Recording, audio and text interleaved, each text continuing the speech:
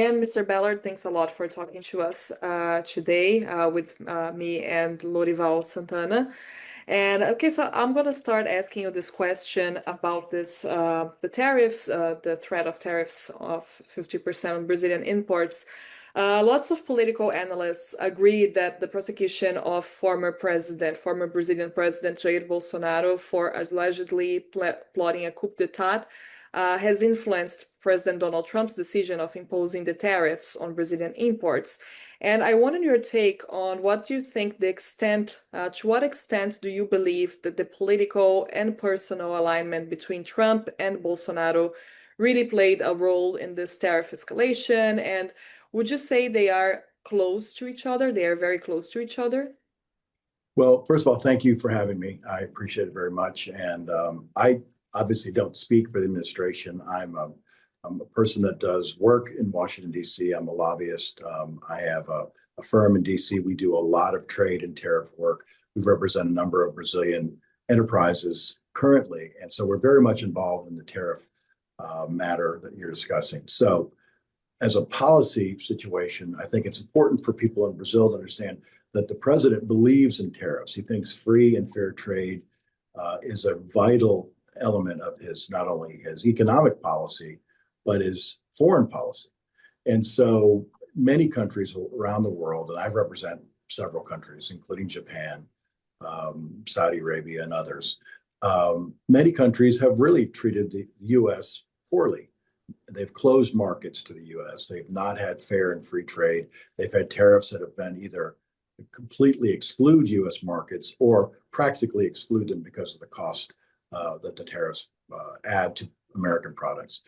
That said, the president does use tariffs to influence foreign policy. I think it's a very effective tool. I think, unlike probably any other president in my lifetime, has a U.S. president done so much using economic force to bring either military, the lack of military involvement, what he's doing in Ukraine, what he's talking about doing with Russia as far as additional sanctions, those type of actions, I think this president is uniquely situated, uniquely uses to the benefit of the American public.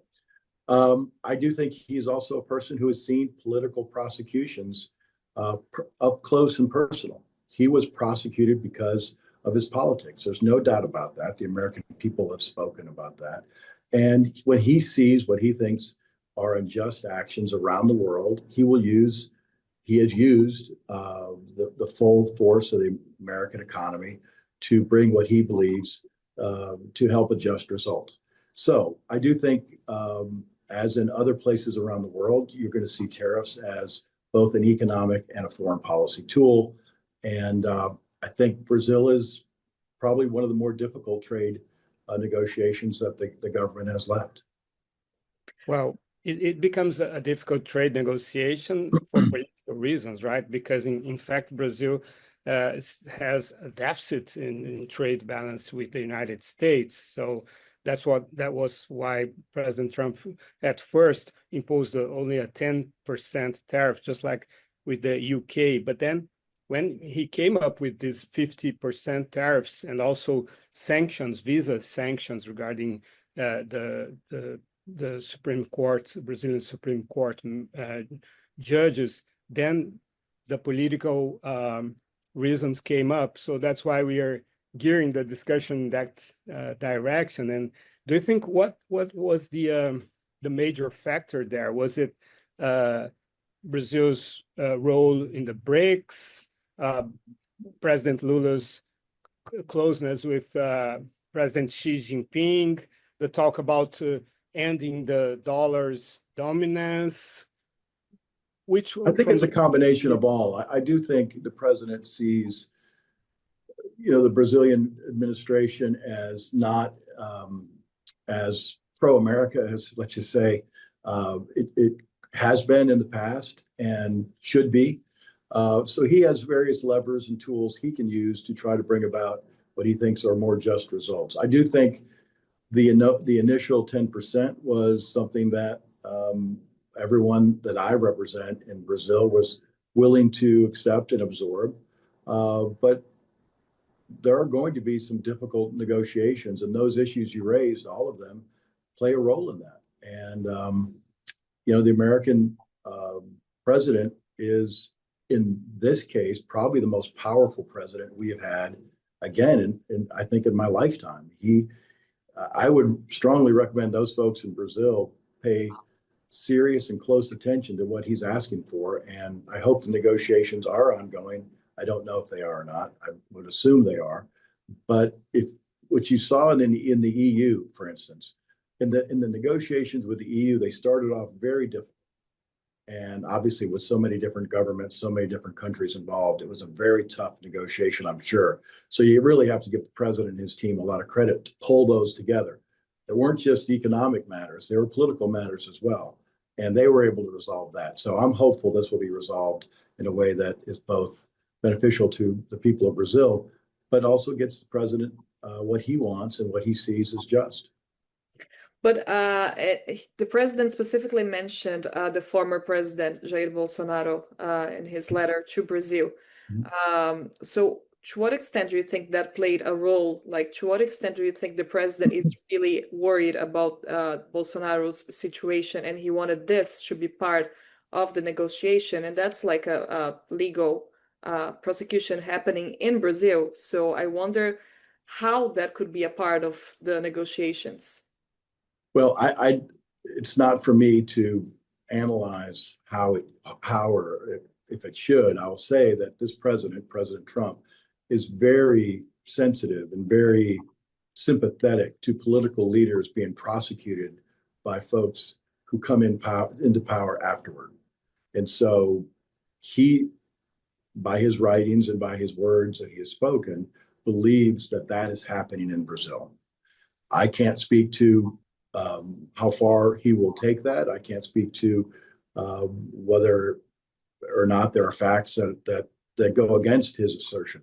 It sure seems, as an American citizen observing, that it is very, in many ways, similar to what happened in the U.S.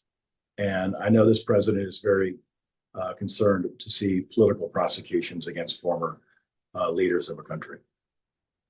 Have you been contacted by Brazilian companies or even the Brazilian government? And what would be your advice to them, or how they should deal with that? Yes, we represent a number of individual Brazilian companies. I'm not going to talk about their matters today on your show, but these are people who love the American people. They love the American market. They want to participate. We represent agricultural folks in just about, most elements of your economy. And the U.S. market is a huge market, and they want to do business in America. They don't want to drive up costs in America, and they hope that there will be a resolution of this trade and tariff situation in short order. I think it will happen in relatively short order, at least the economic elements of that. The political elements, I don't know. Do you believe there is a chance that Brazil can reverse the 50% tariff before August 1st? I don't know about August 1st, but yes, I do. I'm hopeful that there'll be a successful negotiation in short order. I hope it'll be before August 1st, but if not, I do think, from what I've seen Secretary Lednick say and others, there's still the ability to talk. And Brazil is such an important trading partner and such an important ally to the U.S. that I think those conversations will have to continue.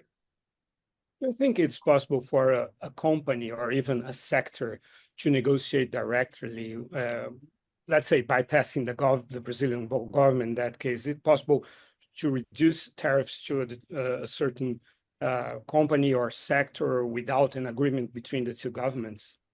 Well, certainly having an agreement with the government is preferred. That's the best alternative. And I think what Brazilian companies can do is they can help influence their government, and hopefully folks like us can help give real life information about what the price of eggs will be, what the price of or market or steel and other things, and let us do our job and educate and shape the global agreement or the country to country agreement. And then if there are certain industries, like the president is pharmaceuticals, he's kept pharmaceuticals largely out of many of these tariff situations. So industry by industry exemptions, I don't think are the way to go first. It's to shape the whole country by country and then go back in and see if there is a special need to go back in a certain industry. And we spoke briefly about this, but I wanted to hear more on about your take on this. Why is the Brazilian case different from other countries that are negotiating right now with the US, given that the US runs a surplus with Brazil? Well, I mean, obviously we discussed it, the political ramifications of what seem to be extraordinary policies of the Brazilian government regarding a former president. You raised the issue of the closeness of this Brazilian administration and China. And those are things that I think the president has done successfully as far as use trade and use the threat and the imposition of tariffs to not just affect economic policy, but foreign policy. And I think Brazil is maybe right now most unique in that situation as far as these country by country negotiations. If you were in President Lula's shoes, would you pick up the phone and try and speak to President Trump right now, or would you wait for some more build up in diplomatic build up? It doesn't look like even our diplomats are being able to speak to American diplomats. I would do everything I could to speak directly to the president and to his senior team, Secretary Lutnick, the Treasury Secretary, the Trade Ambassador, all of those folks. But the president, as you've seen in his history, loves to talk one-on-one. And I would, if I were advising your president, like any other president or any prime minister around the world, I would call directly. And considering your experience and your close relationship with Trump, considering, let's think that this tariffs really go into effect on August 1st, do you think there will be room for a more flexible dialogue after that? Do you think that could be a more positive environment for talks after that day? You know, I think the president's shown that he's willing to make deals that benefit. He said yesterday in his press conference with, or maybe the day before, with the leader of the European Union, that he is a tough negotiator, but he's also a fair negotiator. He is a fair negotiator. He structured a tariff deal with Japan that is going to be good for the Japanese economy. I will guarantee you, he would want a fair deal with Brazil, but the political prosecution and the other matters that are separate as far as foreign policy, he's going to want those things to be discussed, negotiated, and to the best of his ability, resolved in a way that's fair, not just for America, but for people who have served as a leader of a country being prosecuted by what many people think are very unfair standards. When it comes to Brazil, who do you think has President Trump's ear? Is it Marco Rubio? Is it Congressman Eduardo Bolsonaro, or someone else?